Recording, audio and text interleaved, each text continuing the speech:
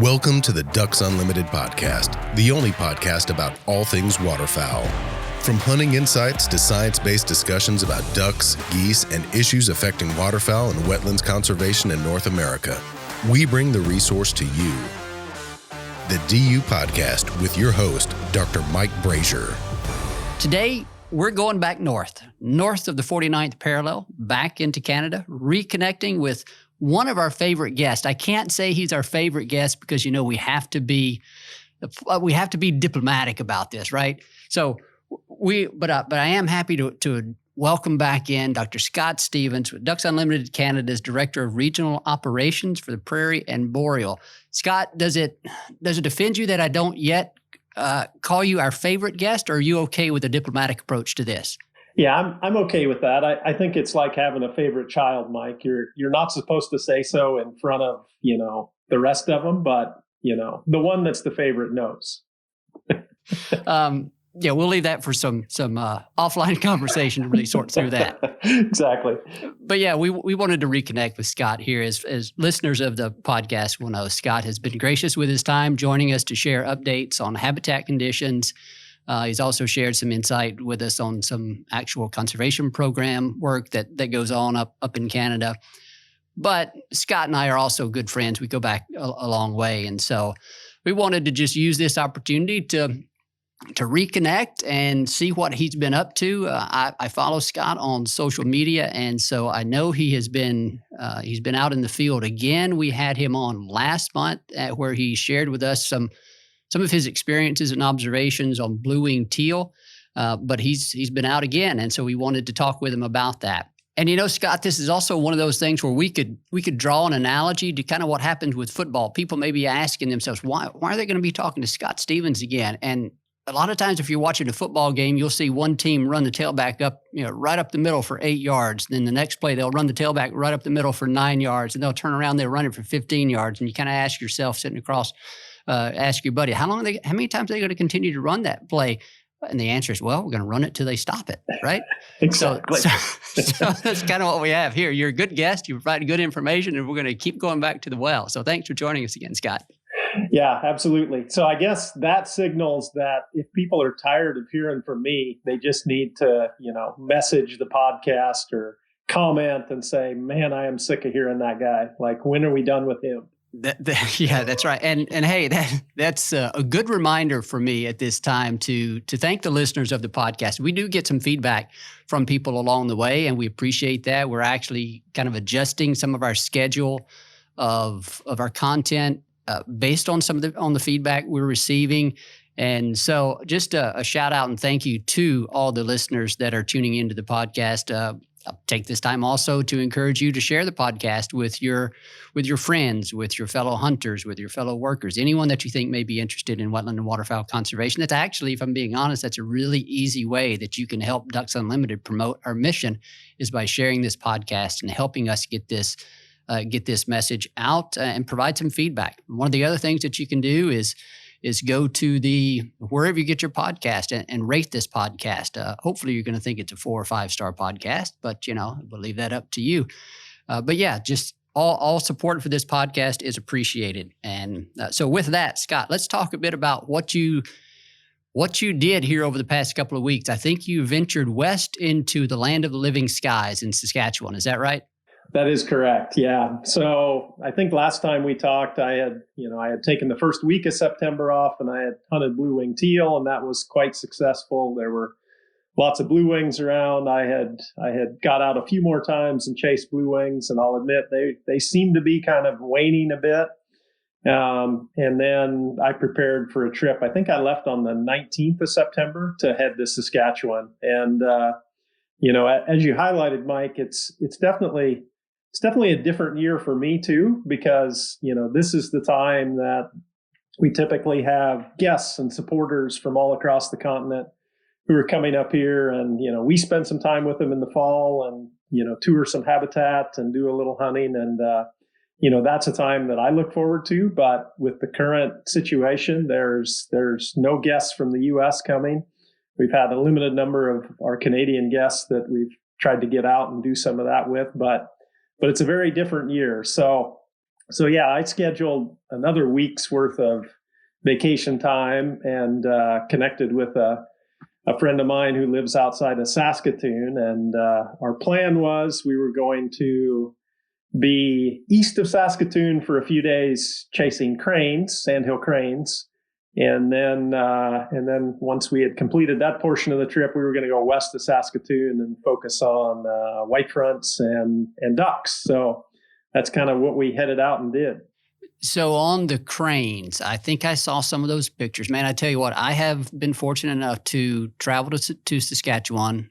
I'm not sure if it's been quite a half a dozen times, but it's close to that. And we always try to time it such that we can get there before the cranes hightail it out of there, because cranes will roost in some of the shallower wetlands there. So as soon as it gets cold in those shallower wetlands, big, large, shallow wetlands, as soon as they start to freeze up, those cranes are out of there. And so it's always really tricky to do that. There's this window of time where you want to be there for the cranes before they leave, but then you also don't want to be too early, because then you're going to miss out on some of the other ducks that are going to be moving into that area. But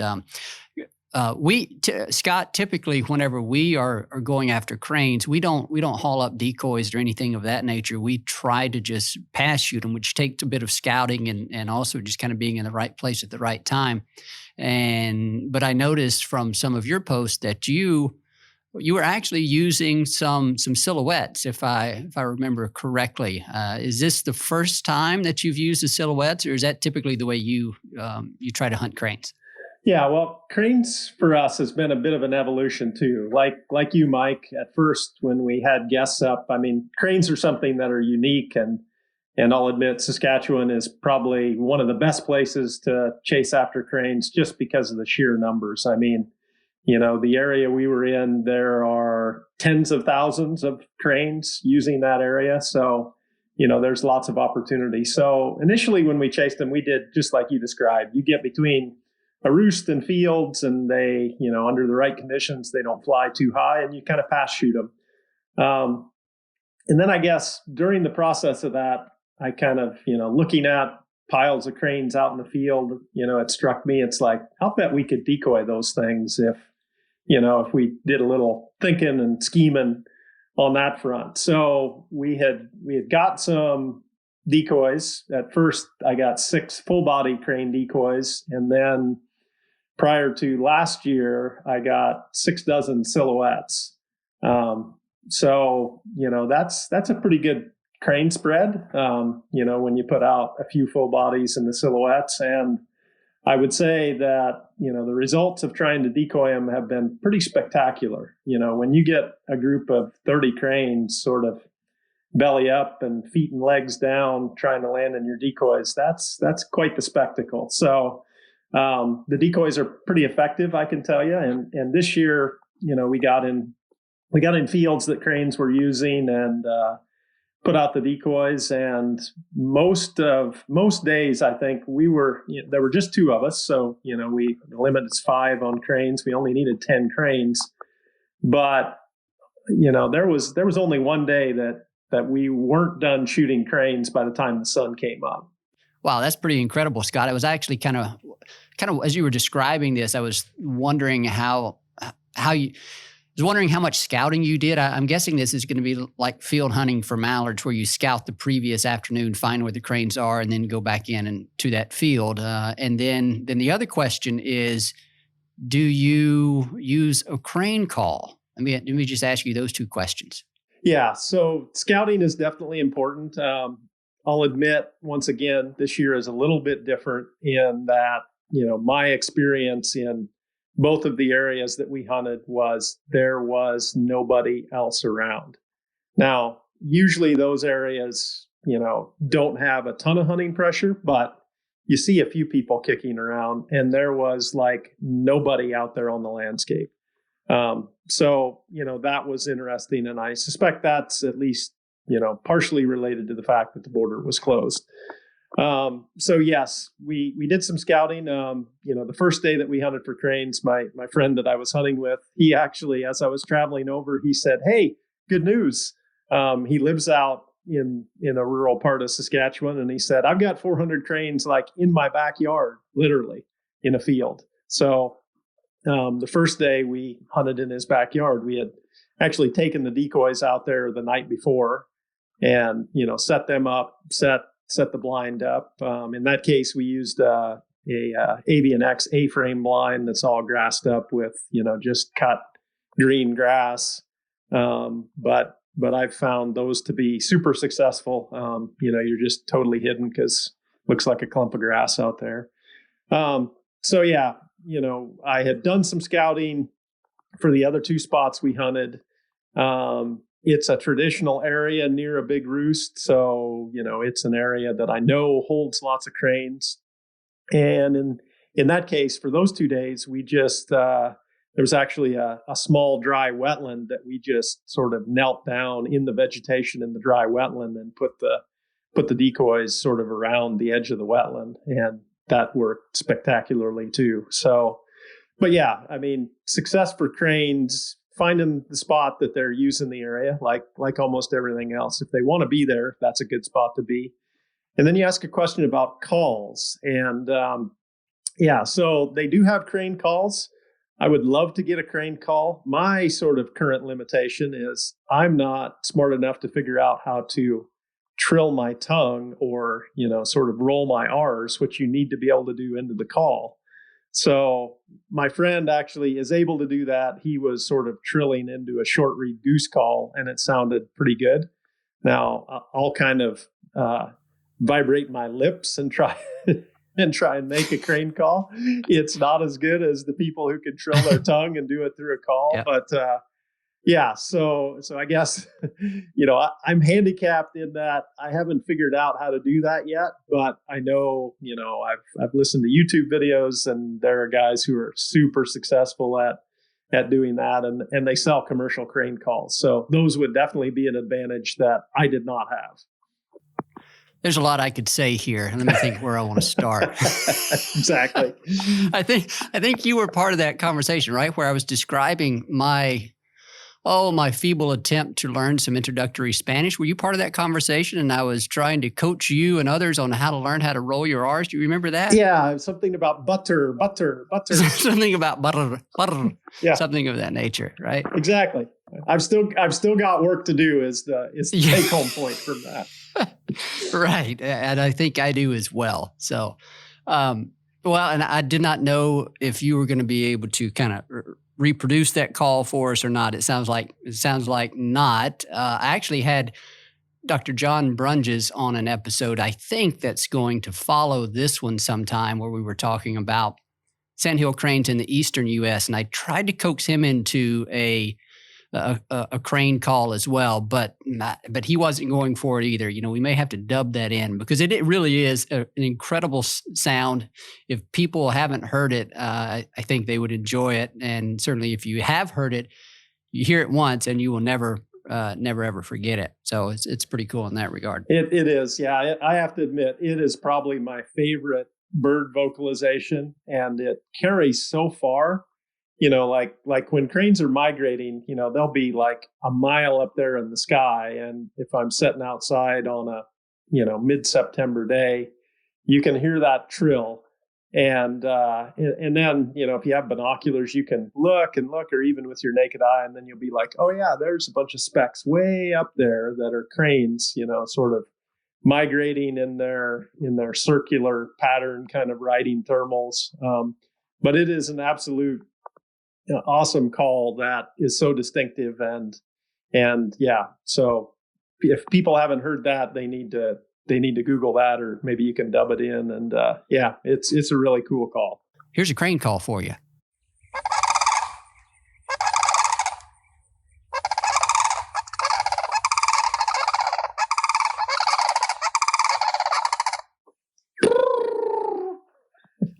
That was actually Scott doing that. We're about to go off in the ditch here, so let's kind of pull us back. I've embarrassed myself with my feeble Spanish. Now Scott has done so with his attempt to imitate a crane, but it's all good. All right, Scott, let's move on here. Yeah, and how about before we move on, I guess I would say that that area I was in, east of Saskatoon chasing cranes in. It was super dry. Like finding a duck hunt in that area would have been really, really tough. There were all kinds of fields around, harvested pea fields, which are very attractive to ducks and geese alike. And there were just not many ducks in that country because it was pretty darn dry, like with semi-permanent wetlands being way drawn down and some of them dry. So it was dry conditions, which, ties back to some of the conversations that we had earlier in the summer. So back to the cranes real quickly, for those people that may not know, some people may be wondering, wait, why are you hunting cranes? Well, cranes are incredibly good table fare. Dr. John Brunges and I talk about this as well, but Scott, I know you will echo this loudly that, I'd probably rather have crane than pretty much any other, than any species of waterfowl, save maybe one or two. They are just outstanding table fare. And I know you share that, right, Scott? Yeah, absolutely. It probably is not a coincidence that, target species for this trip were cranes and white fronts. And those are the two species that I would put at the top of my list for the best eating waterfowl. I know several times I've taken crane to, sort of social events with people that are not waterfowl people. And I don't tell them what it is. And they're like, man, that's really good. Is that beef or what is that? And then I tell them, no, it's crane. And they're like, crane, what's that? It's sandhill crane. And they're like, oh, those things that look like storks? It's like, yeah. Yes, that's right. Yeah. And, well, I thought you were going to say they probably had in mind a great blue heron, a great egret or something. We went to great lengths on the episode with John Brunges to differentiate cranes from the herons and egrets. We're not talking about those. These are cranes, entirely different family. Yeah, exactly. So, yeah, they are awesome on the plate. So not only is it a great bird to hunt, but it's some of the best table fare that you can find for sure. You mentioned that white fronts were also a target species. So let's kind of shift over to that. Were you able to locate some of those birds, and were you successful in chasing them? I was, yeah. I would say I'm going to be a little vague here. I was west of Saskatoon.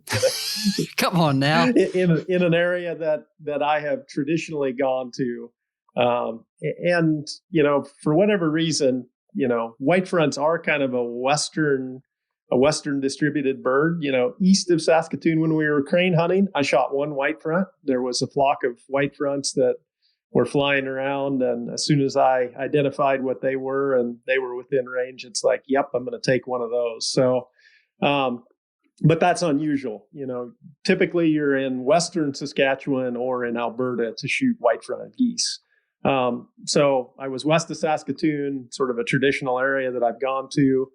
And despite the fact that it's the area, sort of the northwest part of the province, in Saskatchewan, had gotten decent rain and had decent runoff this year. I was actually expecting wetland conditions to be better than they were. Things were a little dry there too, but there was more water than there was east of Saskatoon. So yeah, I was out in that country. There were definitely geese out there, staged up, white fronts. Kind of like cranes, they tend to be an early migrant where the timing that we had is pretty good for white fronts and for cranes. I would say as you get into October, their numbers start to wane. They're starting to show up in places like coastal Louisiana or the Mississippi Alluvial Valley. Guys will be starting to hear white fronts come in to those areas. So yeah, the timing was good. There were good numbers of birds out there. And once again, there was nobody out on the landscape save for, farmers who were still working on harvest, but lots of harvested pea fields. That's what we were in on the first morning. There are some bigger lakes up in that country. And so we were watching birds come off one of those bigger lakes where they had roosted and flying out to some pea fields. And we tracked down the landowner and got permission. And the main challenge that I have is, probably many of the listeners are not familiar with what a pea field looks like when it's harvested. Probably the best descriptor that more folks will relate to is it looks a lot like a soybean field when it's harvested. So hiding while you're hunting is really the challenge there. And I've been through a number of iterations of trying to figure this out. I've done layout blinds and stuffed pea stubble in them. That's not been stellar. I've tried to figure out everything. So my new attempt this year was I made what I called ghillie blankets. So I just took a hunk of burlap that was camo burlap, and I tied on chunks of raffia grass that were sort of, commercially available in browns and tans. And so I tied that on and coming in, I thought that looks pretty good, in a pea field that'll blend in, and we'll just lay down and cover up with those, just laying on the ground. I thought we'll be lower profile than layout blinds. And we were there in the field the first morning, covered up with these ghillie blankets that I had made, and white fronts are coming and they're flaring off at like 150 yards. And it's like, oh crap. So about 3 flocks did that. And I said, okay, that's not going to work. went and grabbed the truck, brought out the A-frame blind covered in green grass and set that in the middle of a pea field. And then they proceeded to decoy in and act like nothing was there. Yeah. It's sort of mind boggling, but that worked. So you just need to wait until you get a good rain and go out in one of those pea fields and just roll around in the mud, and it will stick to you. You'll have at least 2 inches of that stuff on you, right? And then you'll just blend right in. Yeah, but I don't have even trouble shouldering your gun though. Yeah, I don't even think that would work. I mean, with the ghillie blankets, it's like, if I stood back and looked at it, it's like, man, that blends in and it's low profile. So I don't even know if you rolled in the stubble and laid there, if it would make a difference. But the A-frame covered in green grass in the middle of a wide open pea field worked just fine. So, sometimes adapt, improvise, overcome. Yeah, exactly. I think that's what my social media post said at the time. Now I did have one of our colleagues that said, that's not adapt, improvise, and overcome. Like, Canadians have been using willow blinds for ages that, are big and bulky and stick out, but, you're hidden in them and they're effective. And that's true. I gave him credit on that. Willow blinds are something that have been around forever, and A-frames are kind of a new version of that. So I think that's true. Scott, you brought up your social media post, so I kind of have to go there. I think I commented, one of our colleagues refused to like one of your posts because he said that he felt you were doing this just to kind of rub it in, knowing that all of us Americans cannot get up there because the border's still closed, at least not without some extraordinary lengths, quarantining and all that kind of stuff. And no one's really going to not many people have the ability to do that for that length of time. So I think he was a bit chapped that you were sharing all these images and videos of your great success. And I made the comment that what makes it even more insulting that I can just imagine you as you're sitting there with your phone in hand, typing this out, putting the pictures on there and the videos, and then as you're hitting post, you're just grinning from ear to ear. Did I nail that? Or Yeah, well, it is interesting. Like I am sensitive to that. It's like, well, I do feel for all of you guys. There are a lot of people who their waterfowl season is focused around making a trip to Canada. And, this, all that we're dealing with, with COVID and that being messed up, there are a lot of people who are like, man, are we ever bummed? Like, that is what we look forward to all year. So I can appreciate that. Now, so I wasn't trying to rub it in, but I thought, okay, you can't come. But you didn't stop whenever you found out that it was we were bristling at seeing all this, right? Yeah. Well, my logic was, I'm trying to let you live vicariously through me, in a year when you can't come. But yeah, I would admit I'm sensitive to that. And I appreciate the fact that there are lots of people who that's a longstanding tradition for and a really important thing for them. And so I definitely do feel for them too. Yeah, no, but in all seriousness, we're happy that you're able to take advantage of the resource up there. And if this year we have to live vicariously through you and the others that have that opportunity, then, well, that's what we'll do. And that's one of the reasons why I wanted to have you on here so we could share some of these stories.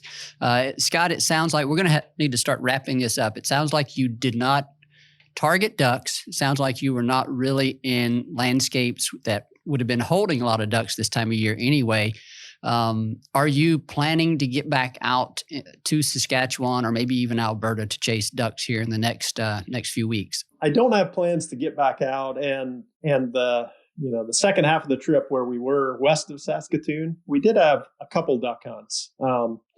One that was sort of what I would call a sipping pond or a day roost pond that birds were coming into after they had been in the field that turned out to be spectacular. We hunted it in the evening, and so birds had been in the field, and then they were coming back there to drink before they went to sort of their night roost pond. And it turned out we had shot 16 mallards, and there was about 20 minutes left in legal shooting time. And I asked my friend, I said, do you want to stay for the show? Because I expect there's going to be a spectacular show.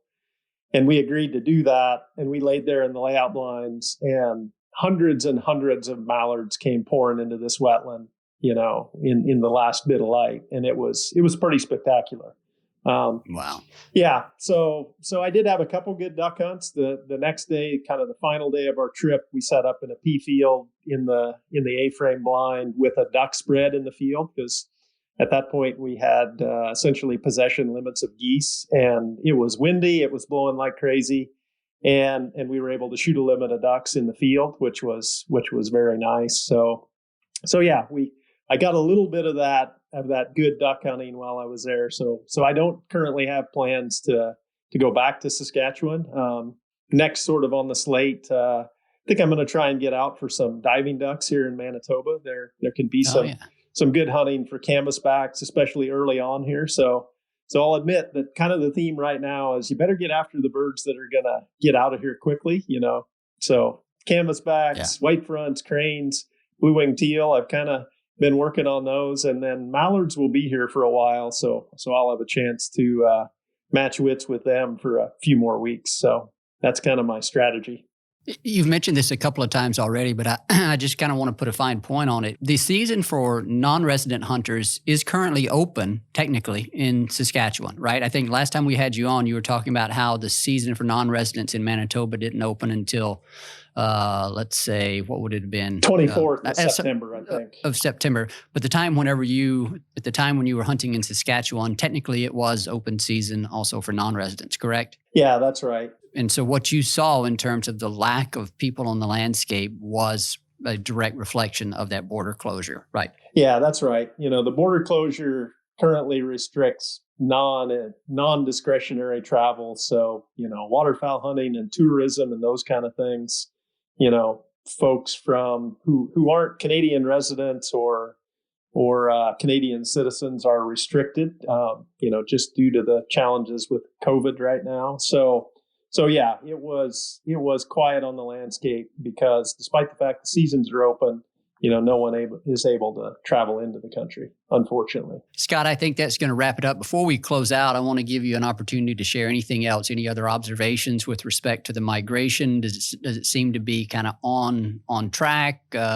Based on my view of the weather, we've had some cold fronts here recently, but nothing that's too extraordinary that would have pushed out huge numbers of birds from the prairies. Do things seem to be pretty much on track up there? Yeah, I would say so. During that whole trip, lows were in the upper 40s, lower 50s at night, and highs in the 70s during the day. So it was pretty balmy, and those kind of conditions aren't going to move any birds that aren't ready to move anyway. Those early migrants that are just going to move kind of based on the calendar, like white fronts and cranes and probably some pintails. So, mallards and things like that are going to need to be moved by weather. It will be a while. We will need changes in the weather to move those. And I guess I would say, I knew that the hunting pressure on the landscape was going to be much less. It was non-existent. I'll admit, even I was surprised out there. Wow. Like out west, the only thing I heard a propane cannon going off, which was sort of steady and, on a timer and that kind of thing. So it will be interesting to see, with very low pressure across Canada. I think it will probably take some weather to move things like mallards, because they're going to be relatively undisturbed out there. So it'll be interesting to see what transpires. Well, hunters all across the U.S. right now are just salivating and green with envy. Hearing what you're saying there in terms of the lack of pressure out there. But Scott, I think that's going to do it for us. Thank you again for joining us. You probably have at least another month of your season up there, hopefully a little bit longer. It carries into November for you? I mean, technically by the calendar, is that right? It does. I think technically it may even go into early December, but I would say if we make it to the end of October before freeze up, that's pretty unusual. So yeah, we'll have the better part of this month, hopefully, to chase birds before the ponds and wetlands turn into skating rinks up here. Okay. Well, we will plan on reconnecting with you once again to see how your season closed out and see if there are any weather developments by then.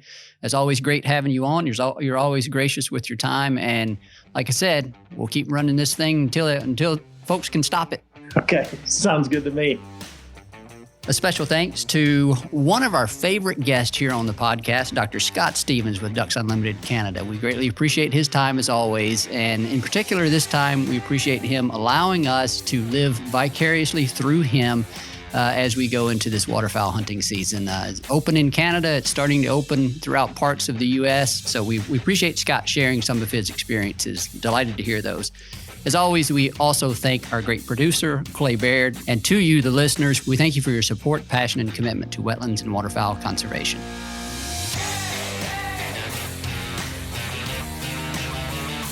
Thank you for listening to this episode of the DU Podcast.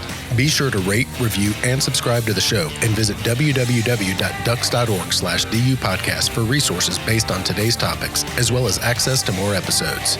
Opinions expressed by guests do not necessarily reflect those of Ducks Unlimited. Until next time, stay tuned to the Ducks.